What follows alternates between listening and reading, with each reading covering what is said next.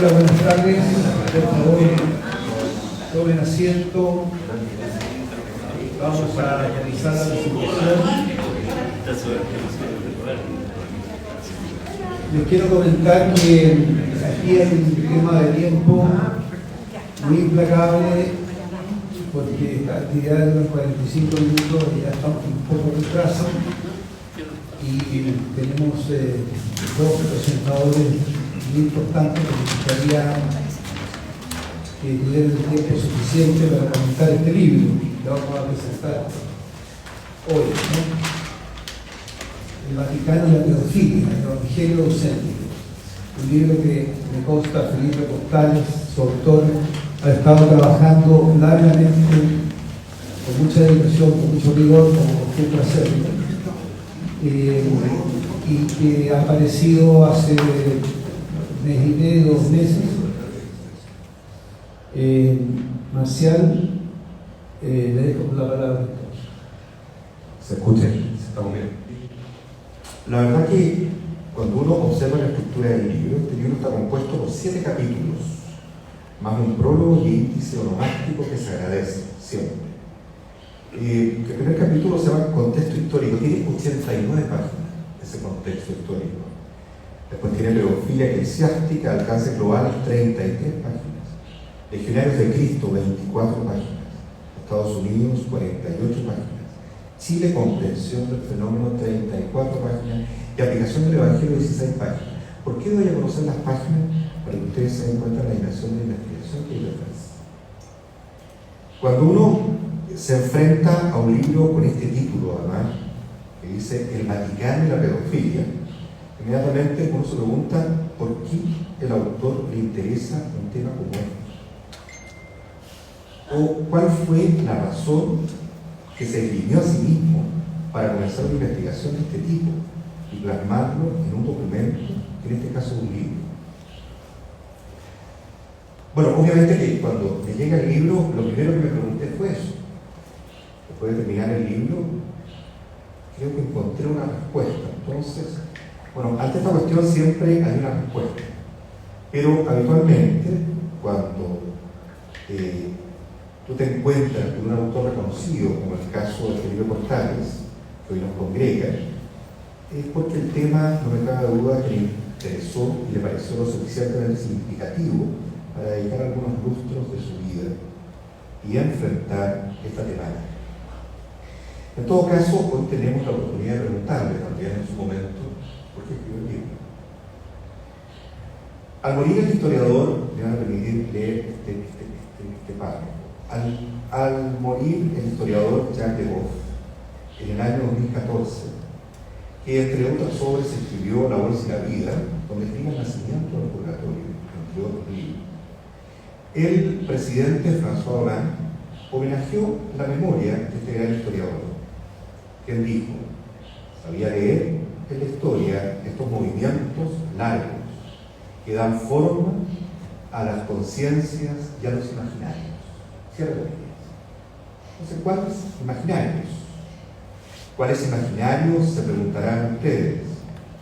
Todos esos que nacieron desde el consciente y también del inconsciente de las realidades del mundo de la Edad Media.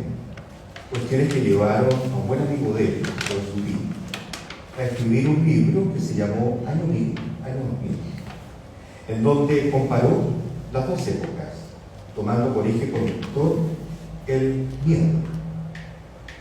Así llegó a visualizar 4 tipos de miedo: el miedo a la pobreza, el miedo a las pandemias, el miedo al otro y también el miedo al más allá.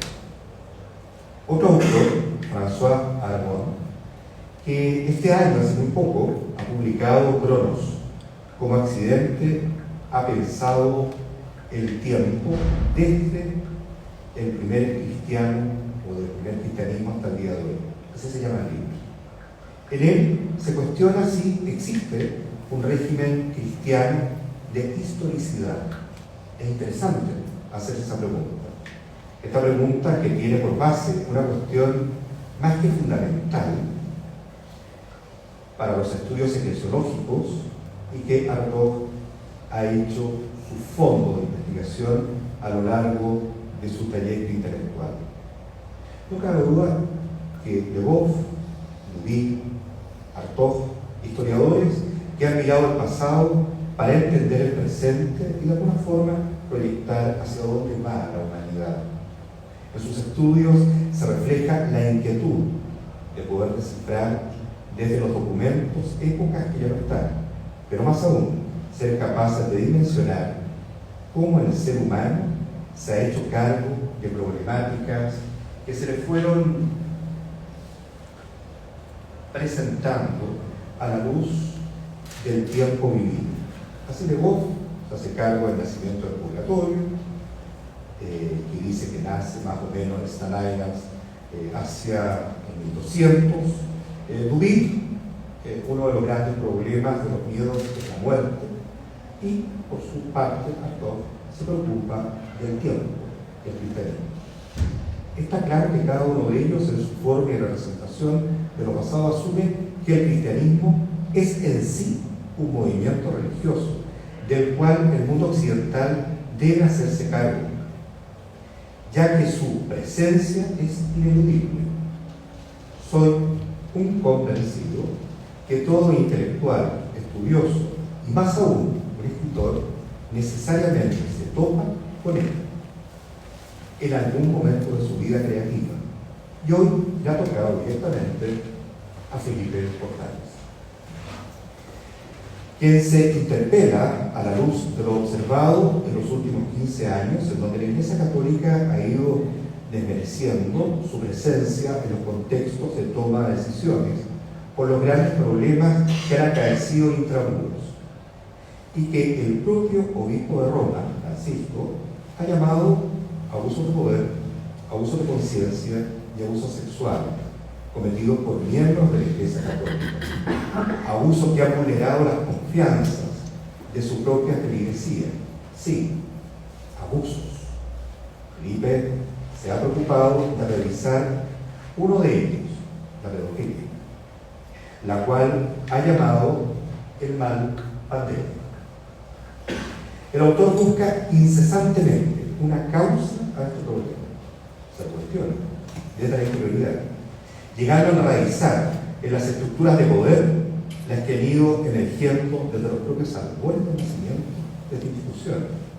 Así se cuestiona desde San Agustín a Santo Tomás. Indaga en sus fundamentos filosóficos y teológicos. Asimismo, su investigación causal lo lleva a compenetrarse en el teocentrismo motor del medioevo, de la fe a la razón, de la razón a la fe, un péndulo atemporal, la escolástica. Se detiene en el mundo moderno, donde cuestiona los propios intereses de la creación del Estado Vaticano en 1929, las regalías que habría tenido de manos del poder imperante, la relación que pudo haber tenido esta institución en la Segunda Guerra Mundial con Hitler, la poca o nada ayuda desde la jerarquía que prestó para evitar un holocausto. Aquí se detiene, se preocupa por el mundo judío y retrocede lo más atrás en la historia buscando respuestas. ¿Por qué? Porque la situación era preocupante. ¿Qué pasaba en esta institución? En el contexto latinoamericano da cuenta de los horrores cometidos a la llegada de los españoles, portugueses a América, en donde, aludiendo al Cristo en la cruz, provocan un verdadero genocidio, preocupados más bien del poder económico que de la evangelización, dejando sin voz a religiosos que en su realidad no estaban de acuerdo con lo que estaba sucediendo. Continente que siglos más tarde vivirá a la luz de la conferencia episcopal, mediados del 90, una esperanza en la llamada teología de la liberación, la que es pisada por las jerarquías y desenraizada de sus propias realidades de ser. Sí, el autor busca respuestas a los horrores cometidos por hombres sin escrúpulos, que vistiendo una cruz en el pecho han dado rienda suelta a sus más íntimos deseos carnales, dejando dolores, miedos y grietas sangrantes en tantos y tantas Este libro es un gran aporte, claro que lo es. Organiza la problemática, esquematiza el camino de causas y por sobre todo se atreve a dar respuestas que nacen desde la honestidad intelectual, ocupando fuentes y relacionándolas en este verdadero laberinto de preguntas pandémicas. No es un libro de historia, no es una novela, es un documento que relata hechos que se concatenan, atrocidades y nos dejan pensando. Son muchas las interrogantes que nacen de este escrito, lo que me ha hecho decidir a estar acá y decirle al autor muchas gracias por dejarme presentar tu libro.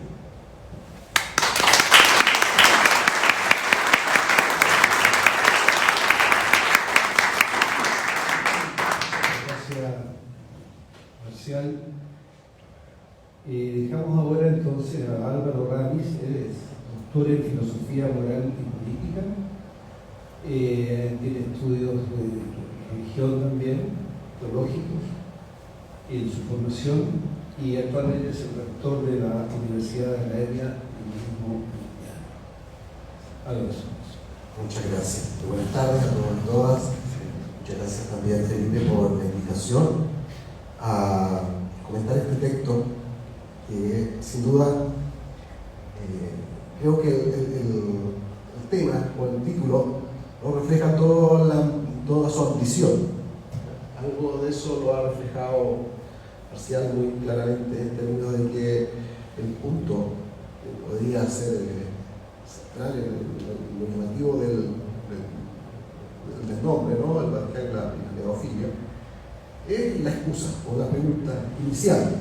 Yo creo que parte en su indagación por el problema, por decirlo así, el elefante en esta gran cristalería que rompió todo el andamiaje en estos últimos 15 años, y particularmente desde el 2010 en adelante, siendo Chile uno de esos países donde los casos de abusos sexuales infantiles, pero también abusos sexuales criminal, la relación del género con los problemas de sexualidad y la gestión de la Iglesia por parte de esta crisis llevan, digamos, a situaciones inéditas, ¿no?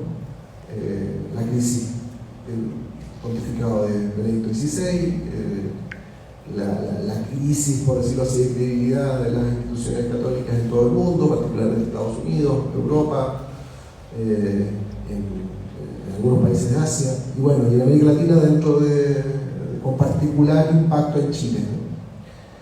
Entonces la pregunta de Felipe es por ese problema, por esa circunstancia, el fenómeno. Sin embargo, para responder, interpretar el fenómeno, Felipe hace un viaje en el tiempo y en los casos, y en las circunstancias, y en las dimensiones del problema, que son muy amplias, ¿no? Y tiene por lo tanto una ambición en la respuesta que pretende dar. ¿Ya? No quiere quedar simplemente en la descripción fenoménica de, bueno, ha sucedido lo que ha sucedido y que todos hemos podido palpar o ver, y hacer un nuevo texto que, por decirlo así, busque el escándalo por el escándalo, o que busque remecer más bien por la vía del morbo. Y eso no es. Si alguien busca en este texto morbo, lo que busca es exacerbar una discusión más bien de esas características, no lo va a encontrar. Yo creo que lo que aquí hay es un intento sistemático, documentado, amplio, de encontrar respuestas al problema. Y para eso tiene distintas entradas o distintas dimensiones. Una es como la crítica eclesiológica, ¿ya? Y en esa crítica eclesiológica se encuentra con la forma como la Iglesia Católica en particular ha generado una estructura jurídica que le ha determinado a incapacitarse muchas veces a poder enfrentar desde dentro estas dimensiones. Y ahí viene el tema de la relación con los poderes económicos, políticos, pero también con la lógica del secretismo, ¿ya? La protección frente a la sociedad, la idea de un otro mundo, ¿no?, que está escindido del resto, ¿no? Y esta lógica, por lo tanto, es descrita en distintas circunstancias, como por ejemplo la de los legionarios de Cristo, o circunstancias parecidas donde se dan, por decirlo así, enclaves de poder que van generando condiciones para su reproducción. Esa es toda una línea que yo creo que podría uno describir, y encontrar fuentes documentadas que lo llevan a explorar ámbitos que, por decirlo así, van mucho más allá de la simple preocupación por el tema inmediato del título de la pedofilia del Vaticano. Entra de fondo en el secretismo vaticano, ¿no? Y ahí entra, por ejemplo, a tratar de encontrar una respuesta a los problemas que justamente en estos días en el Vaticano se están empezando a debatir respecto a la responsabilidad del Estado Vaticano durante la Segunda Guerra Mundial, durante el Holocausto. ¿Qué tiene que ver una cosa con otra? ¿Qué tiene que ver la pedofilia, los abusos de niños con las responsabilidades políticas del Estado Vaticano durante ese periodo? Bueno, hay un punto que es muy importante de descubrir, que es la idea del secretismo, de la autoridad que se construye bajo una lógica de cierta confianza, ¿no?, de quienes están compartiendo la relación de información y quienes están fuera de esa relación de información, quienes entran en la decisión y quienes están fuera de esa relación de toma de decisiones. Esa forma de construcción, tal vez tan italiana, de esa forma de tomar la actitud de qué es lo que se decide y no se decide y por qué se hace. De ahí, por lo tanto, se pueden observar ciertas patologías políticas del catolicismo que están arraigadas en una historia muy larga, y que parecieran ser muy difíciles incluso hoy de romper en términos de las resistencias culturales a poder salir de allí. Esa es una línea. Otra línea que creo que trata de escarbar profundamente Felipe no es la dimensión eclesiológica jurídica, sino la dimensión más bien que podríamos llamar filosófico-teológica. Es decir, cuál es la racionalidad que lleva a las relaciones de los patrones de abuso dentro de una institución como la Iglesia Católica.